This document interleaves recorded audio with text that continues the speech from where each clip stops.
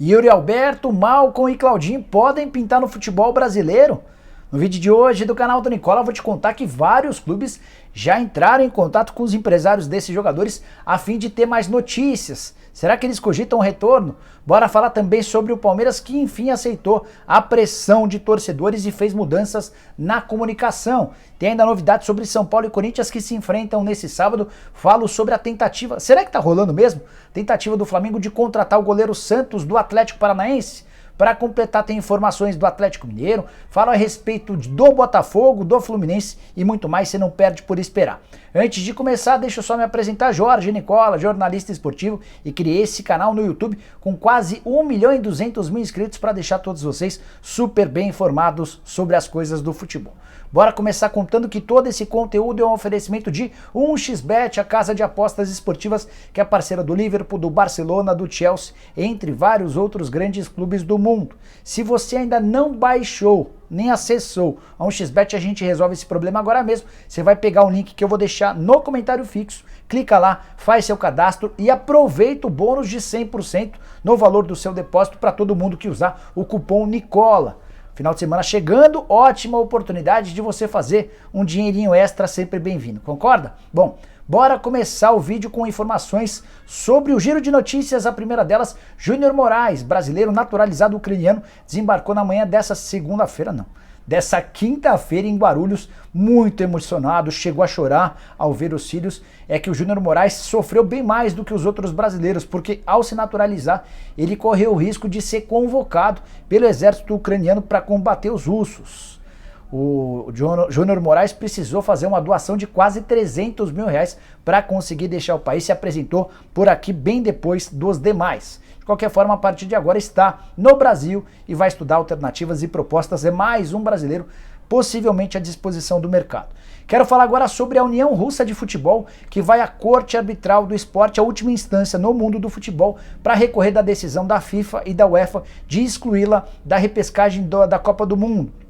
Vocês sabem que a Rússia faria parte desses playoffs de olho na classificação para a Copa. A UEFA e a FIFA decidiram excluí-la por conta de tudo que está rolando entre Rússia e Ucrânia. A Federação Russa não aceitou e vai recorrer. Duvido que a Corte Arbitral do Esporte tome qualquer decisão contrária. Outra informação importante, Júnior Alonso, que interessa demais aos torcedores do Galo, já está com seu contrato suspenso junto ao Krasnodar.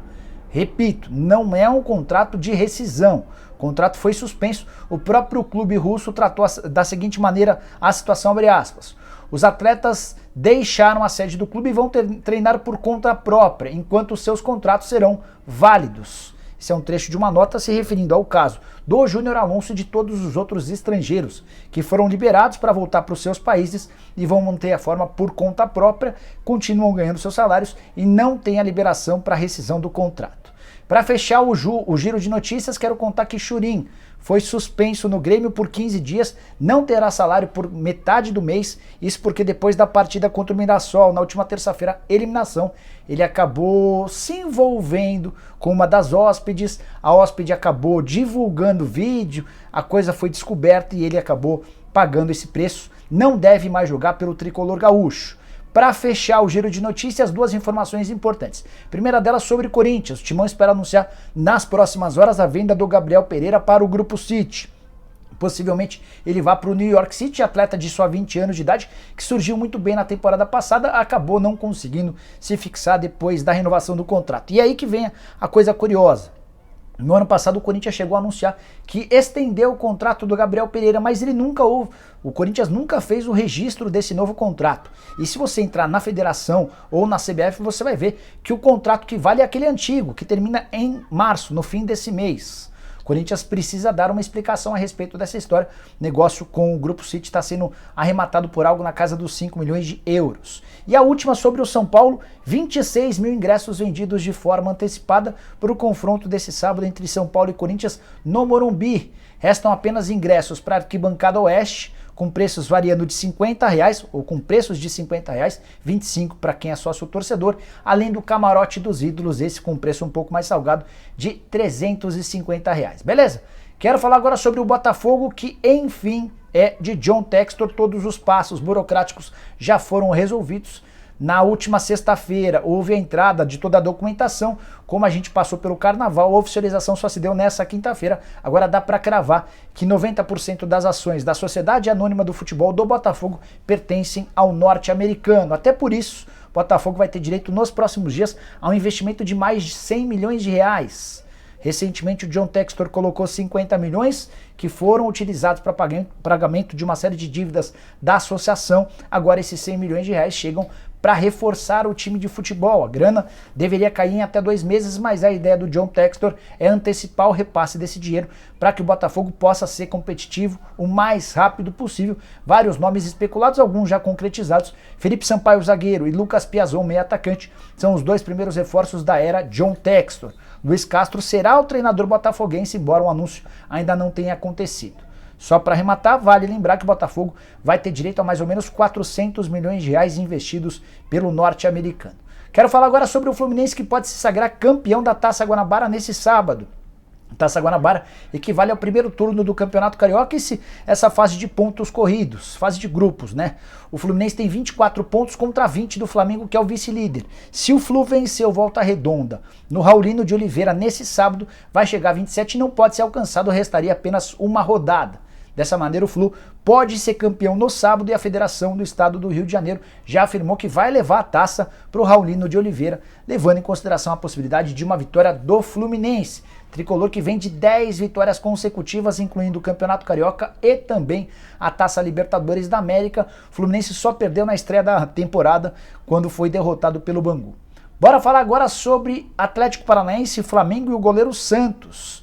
No Rio de Janeiro, todos os setoristas do Fla asseguram que o Santos é a prioridade máxima do rubro-negro quando o assunto é goleiro. O grande problema é que os dirigentes do Atlético Paranaense seguem afirmando que não existe qualquer proposta. Inclusive, ao longo da quinta-feira, muita gente garantiu que o Santos só sai do Atlético Paranaense mediante pagamento da multa de 3,5 milhões de euros, ou mais ou menos 20 milhões de reais. Essa multa é para clubes do exterior, mas o Atlético estaria disposto a aceitar essa multa para o Flamengo para que o negócio fosse viabilizado. Resta saber se vale a pena pagar 20 milhões de reais por um goleiro de 31 anos de idade, que apesar de ter passado pela seleção brasileira, nunca foi uma unanimidade, inclusive falhou no primeiro gol da derrota do Atlético Paranaense para o Palmeiras nessa quarta-feira, jogo da Recopa Sul-Americana. Você pagaria? Repito, a informação que eu tenho é de que não há proposta até esse momento vinda do Flamengo. Tá balançando bastante aqui, o ventinho que tá batendo, tá importante esse vento diante de tanto calor na cidade de São Paulo. Bom, bora falar agora sobre o assunto mais importante da quinta-feira, a possibilidade de Yuri Alberto, Claudinho e Malcom pintarem no futebol brasileiro. Você tem assistido a notícias de que vários atletas brasileiros e estrangeiros na Rússia estão sendo liberados. Por exemplo, todo o time do Krasnodar de atletas estrangeiros foi liberado para voltar para casa. Não houve rescisão do contrato, mas esses vínculos suspensos é o caso, por exemplo, do Júnior Alonso. Já o Pablo, que pertence ao Lokomotiv, teve seu contrato rescindido. Não tem mais ligação com o Lokomotiv e inclusive interessa ao Flamengo. Notícia que eu contei na manhã dessa quinta-feira. No caso dos atletas brasileiros do Zenit, a situação é um pouco diferente. E esses são jogadores que mais interessam ao mercado brasileiro. Yuri Alberto, 20 anos de idade, recém-comprado pelo Zenit por 25 milhões de euros. Claudinho, atacante que saiu do Bragantino como o principal reforço da história, ou como a maior venda da história do clube de Bragança Paulista. O Malcom, que já foi jogador do Barcelona, também chegou com todo o cartaz do mundo no Zenit, ganha 7 milhões de euros por temporada. Vários clubes brasileiros já entraram em contato com o André Curi, com o Fernando Garcia, com a intenção de descobrir se existe alguma possibilidade de retorno desses atletas. Sim, em algum momento o Zenit cogita a possibilidade de liberação dos jogadores. E ao contrário dos outros times que eu já citei, do Krasnodar, do Lokomotiv, o Zenit até hoje nem tocou nessa possibilidade e vai tentar manter os jogadores a qualquer custo. O Zenit, inclusive, entrou em campo nessa quinta-feira, se classificou para a próxima fase da Copa da Rússia, vitória contra o Kamaz, e o grande destaque da partida foi o Yuri Alberto, ex-atacante do Santos e do Inter, apenas 20 anos de idade, ele marcou 2 gols e foi eleito o melhor em campo. Início do Yuri, por sinal, muito bom. 4 jogos, 3 gols e 1 assistência. Eles, pelo menos por enquanto, continuam por lá. Nenhuma notícia de atraso nos salários, situação do Zenit é bem confortável do ponto de vista financeiro. Time que lidera o campeonato russo com 2 pontos de vantagem para o Dinamo Moscou, tem vantagem também de 7 pontos em relação ao Sochi, que é o terceiro colocado, e 8 pontos para o CSKA. O Zenit acaba de ser eliminado da Liga Europa, perdeu para o Betis, mas está bem forte na competição nacional e também tem como possibilidade de título a Copa da Rússia, tá? Então se você se empolgou com o Malcom, com o Yuri Alberto ou com o Claudinho, saiba que a possibilidade é muito, mas muito pequena, ao contrário dos jogadores brasileiros na Ucrânia. Esses já liberados, vários deles tentando na FIFA a rescisão de contrato, especialmente com o Shakhtar Donetsk. Bom, bora fechar o vídeo para falar a respeito do Palmeiras e também tem informações do Atlético Mineiro. Começando pelo Palmeiras, que nessa quinta-feira anunciou a saída de Olivério Júnior, o assessor de imprensa que trabalha com a Leila há quase 7 anos, anunciou que está deixando a coordenação da comunicação alviverde. E havia muita crítica e pressão em cima da Leila para que ele deixasse o clube, tudo porque o Olivério é corintiano e já trabalhou com o grande rival. A Leila persistia na manutenção do Olivério por entender que ele é extremamente capacitado, homem da sua confiança, alguém com quem ela trabalhava há quase 7 anos, mas diante de tanta pressão, o próprio Olivério tomou a decisão de partir. O novo coordenador de comunicação do Palmeiras é Fernão Kettelhut, jornalista formado na Gazeta Esportiva, ou melhor, na Casper Libero, com passagem pela Gazeta, pelo Diário de São Paulo, estava desde 2017 no Palmeiras, primeiro escrevendo a revista do Palmeiras, depois trabalhando com a assessoria de imprensa. Um problema a menos para o Palmeiras resolver. Curioso constatar que o Palmeiras, bicampeão da Libertadores, vice-campeão mundial, encarando o Chelsea de igual para igual e agora campeão da Recopa, vivia momentos de crise, de tensão. Boa parte desses movimentos causados pelo próprio torcedor. Imagino que com a saída do Olivério isso vai se acalmar. Se vier um reforço tal centroavante, certamente dias de paz, que não são muito comuns, aparecerão pelos lados alviverdes. Para fechar o vídeo, bora falar sobre Eduardo Vargas, atacante chileno, um dos 7 atletas do elenco do Atlético Mineiro, cujo vínculo termina até dezembro. 6 deles têm vínculo até dezembro e o Tietê tem contrato somente até o fim do campeonato estadual, o Tietê não fica.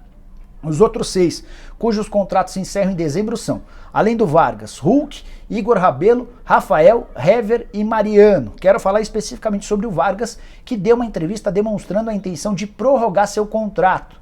Ele assegura que até agora não foi procurado pelo Rodrigo Caetano, tem a intenção de ficar porque está bastante feliz. A frase é a seguinte, abre aspas: ainda não tivemos contato com o Rodrigo, mas sim, gostaria de renovar, ficar aqui. Estou contente, muito feliz.